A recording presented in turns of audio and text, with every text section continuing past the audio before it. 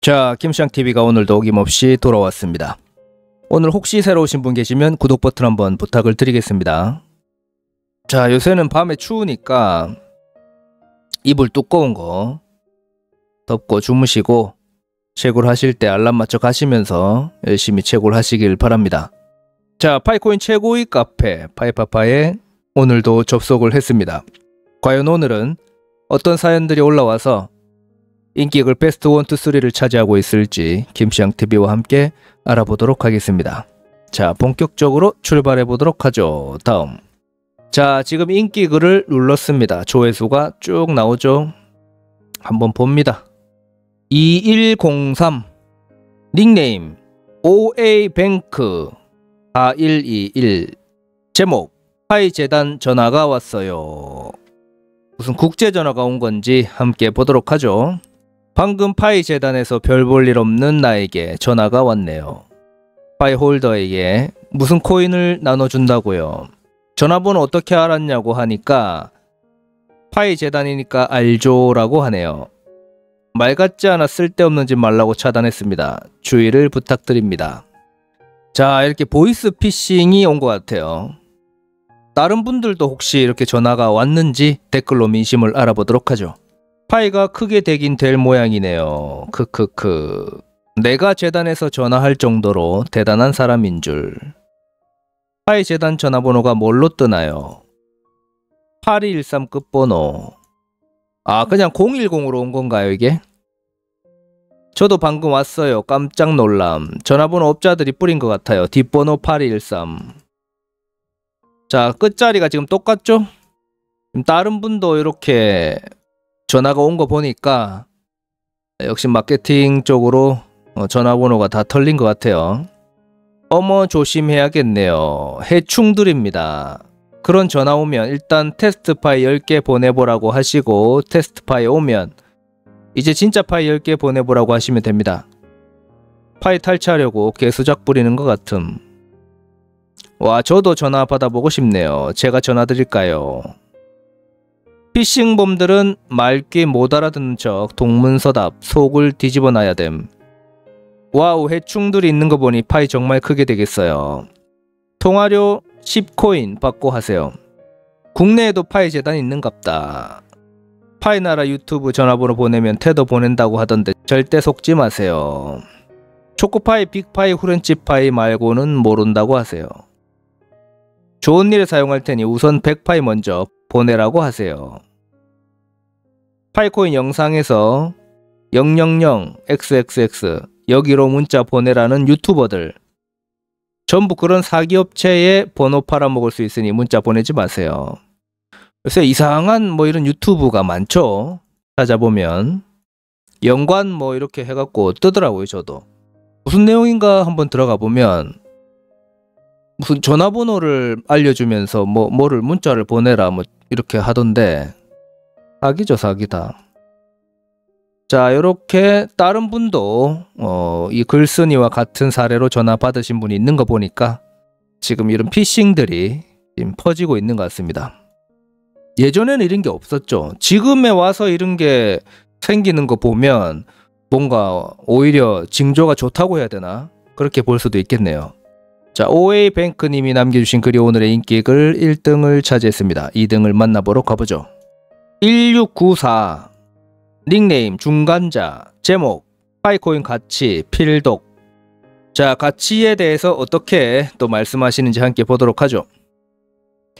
파이코인은 사람들이 예측하는 가격이 아닌 파이네트워크가 커뮤니티 결정한 가격으로 상장되며 파이코인은 메인넷 당일 실제 가격으로 파이네트워크에 연결된 모든 거래소에 자동으로 상장됩니다. 모든 파이오니어는 파이의 가치를 결정하는 결정자들이라는 사실을 직시하고 같은 마음으로 움직여야 합니다. 이 점을 항상 염두에 두시길 바랍니다. 글 내용에서 뭐 살짝 수정해야 될 거는 여기죠. 모든 거래소에 자동으로 상장됩니다. 자동도 아니고요. 모든 거래소도 아닙니다. 하지만 대부분의 거래소에서 파이코인을 상장시킬 겁니다. 수수료로 장사해야 되니까요. 시킬 수밖에 없을 거예요. 자, 이 내용에 대해서 민심은 어떤지 함께 보도록 하죠. 메인넷 전환은 코어팀의 소관이고 상장은 거래소가 받아들여야 하는데 자동으로 상장된다는 말씀은 어색하게 들립니다. 말이 안 되네요.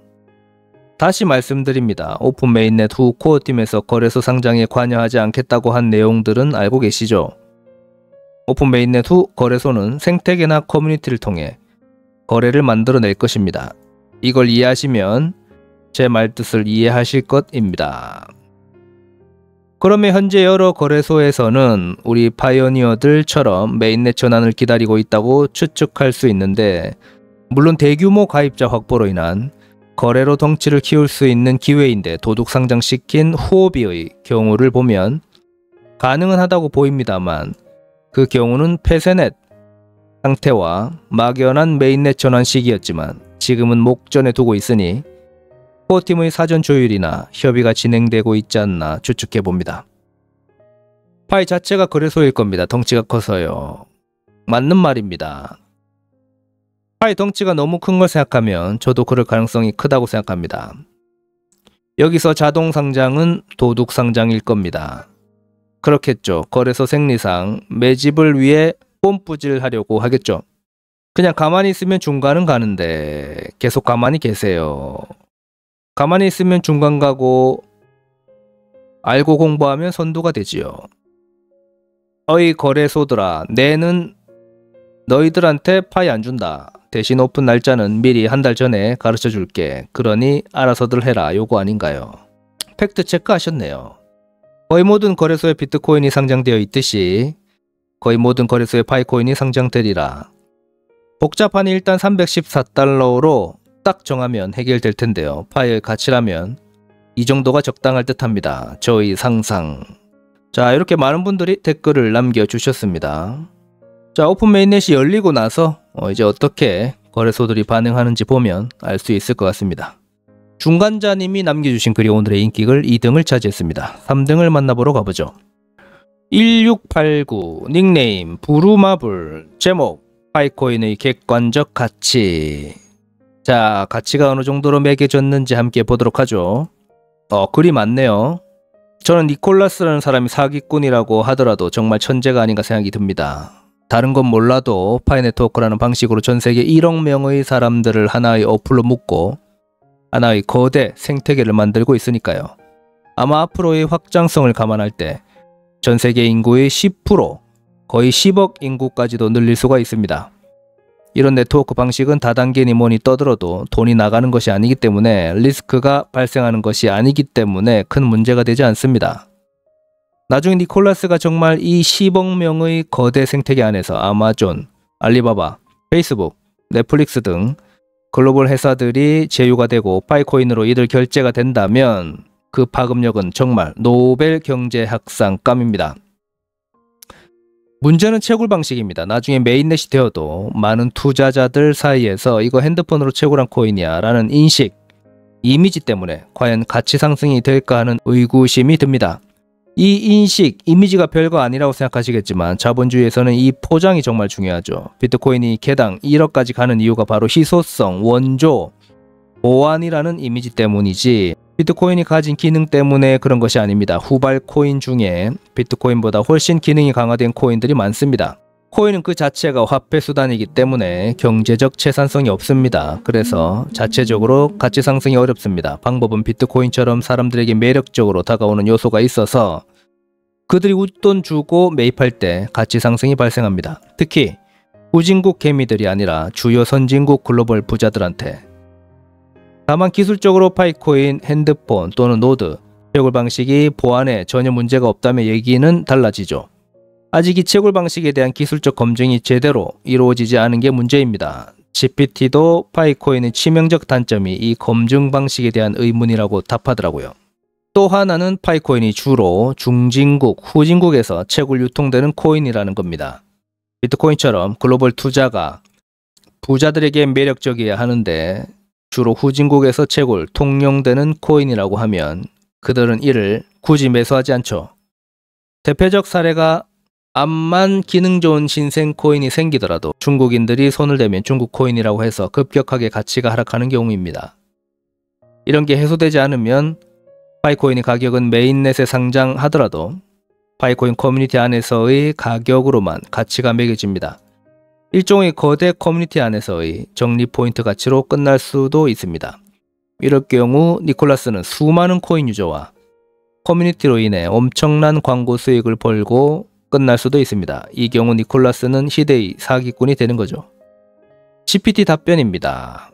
파이코인의 몇 가지 치명적인 단점으로 여겨지는 점들은 다음과 같습니다. 중앙화 논란.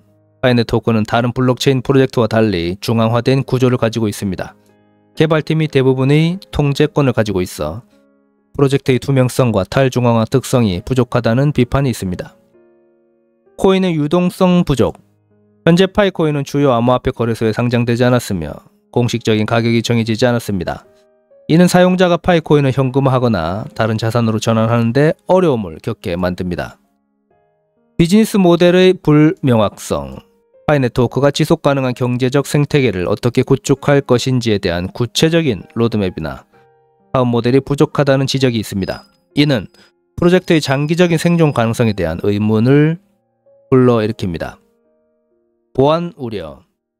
파이네트워크는 모바일 앱을 통해 채굴을 진행하며 사용자의 개인정보를 요구하는 경우가 있습니다. 개인정보 및 보안에 대한 우려가 제기될 수 있습니다. 실질적인 가치 부족. 파이코인의 채굴이 무료라는 점은 많은 사용자에게 매력적으로 보일 수 있지만 이는 동시에 코인의 희소성과 가치 창출을 어렵게 만들 수도 있습니다. 이러한 단점들은 파이네트워크가 성숙한 블록체인 프로젝트로 발전하기 위해서 해결해야 할 과제로 여겨집니다. 자, 마지막에는 이 GPT한테 단점을 물어봤네요. 자, 이 내용에 대해서 민심은 어떤지 함께 보도록 하죠. 이런 건 파이가 알아서 할 문제라 봅니다. 지금은 본인이 사용할 수 있는 파이가 있냐 없냐가 더 중요해요. 폰으로 채굴되는 것이 아닙니다. 파이 앱 채굴 숫자는 이미 발행되어져 있는 코인을 지급할 약속된 카운팅이라 보면 됩니다. 검증 방식은 가장 태보적인 신분증과 인물의 라이브니스 진행으로 합니다. 태보적이지만 가장 투명하고 신뢰도 있게 진행할 수 있는 방법이며 참고로 가장 진보적인 월드코인의 생체인식 방법인 홍채인식은 국제법상 각종 규제에 반하여 문제점이 많아서 얼마 전에 여권 인증을 도입한다고 발표했습니다. KYC 인증은 현재 국제법상 가장 태보적인 것이 가장 신뢰도가 높습니다. 문제는 이 방식에 있어서의 기술적 안정성, 보안성입니다. 이 과정이 검증이 애매한가 봅니다. 자, 글이 상당히 길었기 때문에 밑에 마무리 내용을 함께 보도록 하죠. 여기도 답장이 그래도 많이 왔네요. 열어봐야 알겠지만 파이코인이 가치가 높든 낮든 성공하려면 글로벌 부자들이 들어와서 펌핑이 되고 그 다음으로 기득권 승락이 중요한 것 같습니다. 2, 3년만 지나도 글쓴이의 걱정이 기우라는 게 드러나리라 생각합니다. 자, 이렇게 많은 분들이 또 댓글을 남겨주셨습니다. 자, 부루마블님이 남겨주신 글이 오늘의 인기글 3등을 차지했습니다. 오늘 여기까지 보면 될 것 같습니다. 오늘도 조금이라도 도움이 되셨다면 구독과 좋아요 버튼 한 번씩 부탁을 드리겠습니다. 저는 새벽에 파이코인 최신 트위터 소식 가지고 다시 여러분을 찾아뵙도록 하겠습니다. 감사합니다. 땡큐.